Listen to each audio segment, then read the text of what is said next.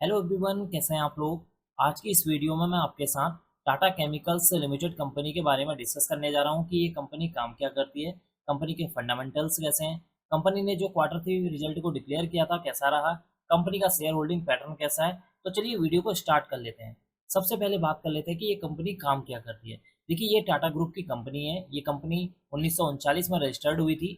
Tata chemicals limited company chemical, crop protection और speciality chemicals product को बनाने का काम करती है, जैसे soda S, salt, sodium bicarbonates, crop protection chemicals. इस कंपनी का हेडक्वार्टर मुंबई में है। मिस्टर आर मुकुंदन इस कंपनी के मैनेजिंग डायरेक्टर और सीईओ हैं और कंपनी के chief financial officer mister Nand Kumar S Tirumalai हैं। अब बात कर लेते हैं कंपनी के फंडामेंटल्स में। यहाँ पर सबसे पहले बात कर लेते हैं मार्केट कैप के बारे में। देखिए, इस कंपनी का मार्केट कैप 22,034 करोड़ का है। करंट प्राइस स्टॉक का चल रहा है 865 रुपये। अगर मैं 52 वीक हाई के बारे में बताऊँ तो स्टॉक का 52 वीक हाई 1247 रुपये है। 52 वीक 756 रुपये है। स्टॉक पी यहाँ पर 45.20 देखने को मिल रहा है। बुक वैल्यू है 871 रुपये। इसका मतलब कि स्टॉक का जो अभी का करंट प्राइस है अपने बुक वैल्यू के नीचे ट्रेड कर रहा है। डिविडेंड यील्ड के बारे में बात करें तो 1.73% देखने को मिला हुआ है। इसका मतलब ये कंपनी डिविडेंड देने वाली कंपनी है। आर ओ सी यहाँ पर 7.81% है। रिटर्न ऑन इक्विटी 2.32% देखने को मिल रहा है। फेस वैल्यू स्टॉक की 10 रुपये है। अगर हम इंडस्ट्री पी के बारे में बात करें तो यहाँ पर 27.10 देखने को मिल रहा है। अब बात कर लेते हैं कि कंपनी के ऊपर डेट कितना है। देखिए, इस कंपनी के ऊपर 6,479 करोड़ का यहाँ पर डेट देखने को मिला हुआ है। अगर हम रिजर्व के बारे में बात करें तो 21,940 करोड़ का यहाँ पर रिजर्व देखने को मिला हुआ है। इसका मतलब कि रिजर्व के मुकाबले यहाँ पर डेट जो है कम देखने को मिला हुआ है, जो कि इसके लिए एक पॉजिटिव पॉइंट है। बात कर लेते हैं नेट वर्थ के बारे में। कंपनी के पास 22,195 करोड़ की टोटल नेट वर्थ है। टोटल एसिड के बारे में बात करें तो 37,621 करोड़ की यहाँ पर कंपनी की टोटल एसिड देखने को मिली हुई है। तो अभी तक कंपनी के जो फंडामेंटल हैं वो ठीक ठाक देखने को मिल रहे हैं। अब हम सीधे चलते हैं कंपनी के क्वार्टरली रिजल्ट के बारे में। अब आपके सामने है कंपनी का क्वार्टरली रिजल्ट। देखिए, यहाँ पर जो मैंने रिजल्ट ओपन किया हुआ है ये कंसोलिडेटेड रिजल्ट है।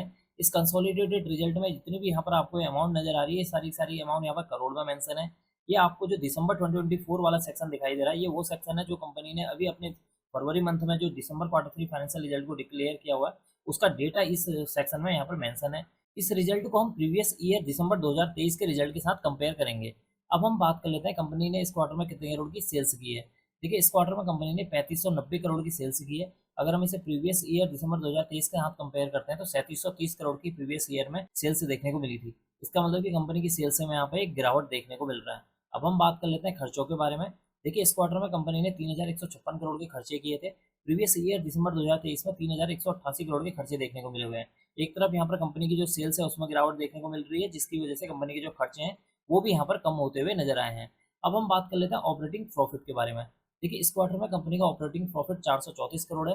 प्रीवियस ईयर दिसंबर 2023 में देखेंगे तो 542 करोड़ का यहाँ पर ऑपरेटिंग प्रॉफिट देखने को मिला हुआ है। इसका मतलब कि कंपनी की सेल्स में गिरावट हुई है, जिसकी वजह से कंपनी का जो ऑपरेटिंग प्रॉफिट है उसमें भी गिरावट देखने को मिल रही है। अब हम बात कर लेते हैं ऑपरेटिंग प्रॉफिट मार्जिन परसेंटेज के बारे में, जिसको कई सारे लोग मार्जिन परसेंटेज के नाम से जानते हैं। देखिए, इस क्वार्टर में कंपनी का ओपीएम परसेंटेज 12% रहा। प्रीवियस ईयर दिसंबर 2023 में 15% था। इसका मतलब कि ओपीएम परसेंटेज में 3% की यहाँ पर गिरावट देखने को मिली हुई है, जो कि इसके लिए क्या एक नेगेटिव पॉइंट है। अब हम बात कर लेते हैं कि इस क्वार्टर में कंपनी ने कितने करोड़ का मुनाफा किया हुआ है। देखिए, इस क्वार्टर में कंपनी ने मुनाफे के बजाय 21 करोड़ का यहाँ पर नुकसान देखने को मिला हुआ है। प्रीवियस ईयर दिसंबर 2023 में 194 करोड़ का यहाँ पर नेट प्रॉफिट देखने को मिला था। इसका मतलब कि यहाँ पर नेट प्रॉफिट में एक अच्छी खासी गिरावट देखने को मिली हुई है। कंपनी के मुनाफे में इतनी बड़ी गिरावट क्यों देखने को मिली हुई है, क्योंकि उस कंपनी ने यहाँ पर टैक्स कितना परसेंटेज पे किया, 425% कंपनी ने यहाँ पर टैक्स पे किया है, जिसकी वजह से कंपनी को इस क्वार्टर में जो है 21 करोड़ का यहाँ पर नुकसान देखने को मिला हुआ है। साथ ही अगर आप यहाँ पर देखें कंपनी का जो इंटरेस्ट है, यहाँ पर प्रीवियस ईयर में देखेंगे तो 132 करोड़ था। इस क्वार्टर में इंटरेस्ट यहाँ पर 148 करोड़ बढ़ गया है। प्रीवियस ईयर में कंपनी की जो अदर इनकम है वो 98 करोड़ देखने को मिली हुई है, जबकि इस क्वार्टर में कंपनी की जो अदर इनकम है यहाँ पर निगेटिव में 10 करोड़ देखने को मिली हुई है, यानी कि 10 करोड़ यहाँ से कंपनी के खाते से निकले हुए हैं। तो कुल मिला के इसी वजह से कंपनी का जो नेट प्रॉफिट है उसमें एक अच्छी खासी 21 करोड़ का नुकसान देखने को मिल रहा है। अब हम बात कर लेते हैं ईपीएस यानी कि अर्निंग पर शेयर के बारे में। देखिए, इस क्वार्टर में ईपीएस जो है निगेटिव में 2 रुपये 8 पैसे रहा है। इसका मतलब कि एक शेयर पर कंपनी को 2 रुपये 8 पैसे का नुकसान उठाना पड़ा है, जबकि प्रीवियस ईयर दिसंबर 2023 में 6 रुपये 20 पैसे का एक शेयर पर प्रॉफिट हुआ था। इसका मतलब कि ईपीएस में भी एक अच्छी खासी गिरावट देखने को मिल रही है। तो कुल मिलाकर देखा जाए इस क्वार्टर में कंपनी का जो रिजल्ट है वो हल्का सा जो है निगेटिव साइड में जाता हुआ नजर आया है। अब हम यहाँ से सीधे चलते हैं कंपनी के शेयर होल्डिंग पैटर्न पे। अब आपके सामने है कंपनी का शेयर होल्डिंग पैटर्न। देखिए, इस शेयर होल्डिंग पैटर्न में सबसे पहले हम बात कर लेते हैं प्रमोटर की होल्डिंग के बारे में। देखिए, इस क्वार्टर में कंपनी ने 37.98% की यहाँ पर होल्डिंग देखने को मिली हुई है, जबकि हम प्रीवियस क्वार्टर में देखेंगे उस समय भी जो है प्रमोटर की होल्डिंग 37.98% देखने को मिली हुई थी। एफआईआईज की होल्डिंग के बारे में बात की जाए तो 13.60% यहाँ पर एफआईआई की होल्डिंग इस क्वार्टर में देखने को मिली हुई है। प्रीवियस क्वार्टर में 13.56% देखने को मिली थी। इसका मतलब कि एफआईआई ने यहाँ पर अपनी जो होल्डिंग है वो हल्की सी बढ़ाई है, जो कि इसके लिए एक पॉजिटिव पॉइंट है। डीआईआई की होल्डिंग के बारे में बात करें तो 21.68% की यहाँ पर डीआई की होल्डिंग देखने को मिली हुई है। प्रीवियस क्वार्टर में 20.34% यहाँ पर डीआई की होल्डिंग थी। इसका मतलब डीआई ने भी अपनी होल्डिंग को जो है इंक्रीज किया है। बात कर लेते हैं पब्लिक की। यहाँ पर पब्लिक की होल्डिंग इस क्वार्टर में 26.72% देखने को मिली हुई है। प्रीवियस क्वार्टर में देखेंगे तो 28.08% यहाँ पर पब्लिक की होल्डिंग देखने को मिली हुई है। इसका मतलब कि पब्लिक की होल्डिंग में यहाँ पर 2% की गिरावट देखने को मिल रही है। एक बार मैं आपको प्रमोटर के नेम दिखा देता हूँ कि कौन कौन यहाँ पर प्रमोटर की लिस्ट में शामिल है।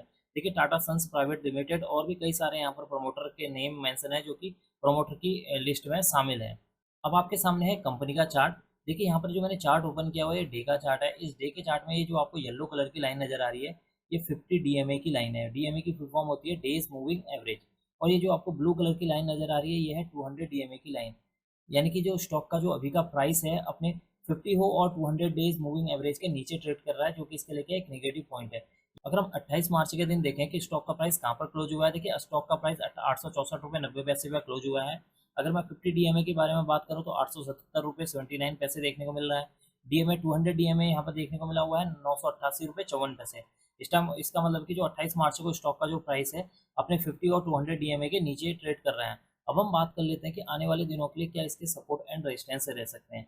देखिए, यहाँ पर जो 750 का जो लेवल है, 750 से लेकर 740 वाला जो जोन है, ये इसके लिए एक मेजर सपोर्ट के तौर पर काम करने वाला है। अगर स्टॉक का प्राइस किसी भी वजह से इसको ब्रेक करता है तो इस स्टॉक के अंदर एक गिरावट देखने को मिल सकती है ऊपर की ओर को। जब तक स्टॉक का प्राइस 1020 के ऊपर ट्रेड करना नहीं स्टार्ट करेगा, कम से कम 2 से 3 दिन इसके ऊपर ट्रेड करेगा, तभी इस स्टॉक के अंदर एक तेजी देखने को मिल सकती है। बाकी कंपनी के जो फंडामेंटल है मुझे ठीक ठाक देखने को मिल रहे हैं। आप मुझे कमेंट करके बता सकते हैं कि आपको इस कंपनी के फंडामेंटल कैसे लगे। अब मैं इस वीडियो को यहीं पर एंड करूंगा। उम्मीद करता हूँ कि आपको यह वीडियो पसंद आई होगी। अगर आपको यह वीडियो पसंद आई तो please like share and subscribe करना ना भूलें। Thank you.